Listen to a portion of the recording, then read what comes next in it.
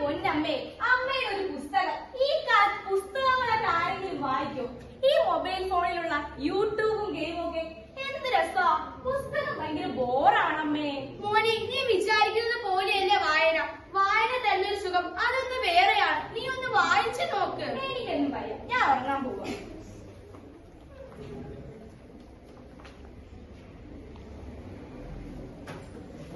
Hello Appu, സുഖമാണോ? ആരാ ആരാ? പുസ്തക ലോകത്ത് നിന്നും വന്ന നിന്റെ മുത്തശ്ശിയാണ് ഞാൻ. നീ ഞങ്ങളെയെല്ലാം മറന്നുവല്ലേ? എന്റെ കൂടെ ഇന്ന് കുറച്ച് കൂട്ടുകാരും കൂടി വന്നിട്ടുണ്ട്. അപ്പു, എന്നെ ഓർമ്മയുണ്ടോ നിനക്ക്? ചിരിക്കാൻ തമാശ കഥകളും ചിന്തിക്കാൻ കടക്കഥകളും ഒക്കെ തന്നിരുന്ന നിന്റെ പഴയൊരു കൂട്ടുകാരനാണ് ഞാൻ. പക്ഷെ ഇപ്പോൾ നീ എന്നെ തുറക്കുന്ന പോലും ഇല്ലല്ലോ. അയ്യോ, അത് ലോകത്തിലെ എല്ലാ സർവ്വ അറിവുകളും വിരൽത്തുമ്പിൽ തരുന്ന ആളാണ് ഞാൻ.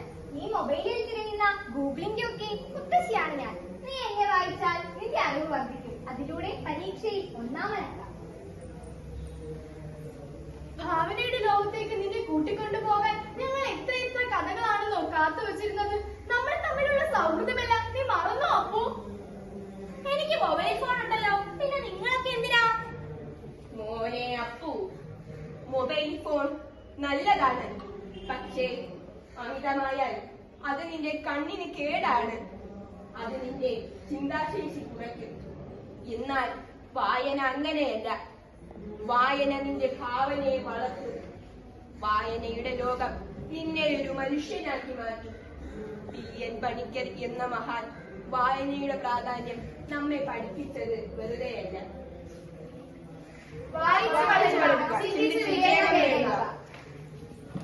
അതൊരു സ്വപ്നമായിരുന്നോ? അമ്മേ, അമ്മേ ഓടി വാ. അമ്മേ, അമ്മേ ഓടി വന്നേ. എന്ത് പറ്റി മോനെ? അമ്മേ, എനിക്ക് എല്ലാം മനസ്സിലായി. ഈ മൊബൈൽ ഫോണിലുള്ളതിന് അതൊരു സ്വപ്നമായിരുന്നോ? അമ്മേ, അമ്മേ ഓടി വാ. അമ്മേ, അമ്മേ ഓടി വന്നേ. എന്ത് പറ്റി മോനെ? അമ്മേ, എനിക്ക് എല്ലാം മനസ്സിലായി. ഈ മൊബൈൽ ഫോണിലുള്ളതിനേക്കാൾ വലിയൊരു ലോകം പുസ്തകങ്ങളിലുണ്ടെന്ന്. ഞാനിനി ദിവസവും പുസ്തകങ്ങൾ വായിക്കും അമ്മേ. എന്റെ മൊബൈൽ ഫോൺ ഉപയോഗം ഞാൻ കുറയ്ക്കാം അമ്മേ. മിടുക്കൻ. ഈ വായന ദിനത്തിൽ നീ എടുത്ത തീരുമാനം ഏറ്റവും നല്ല തീരുമാനമാണ്. വായനയാണ് ലഹരി, അറിവാണ് ശക്തി. എല്ലാവർക്കും വായന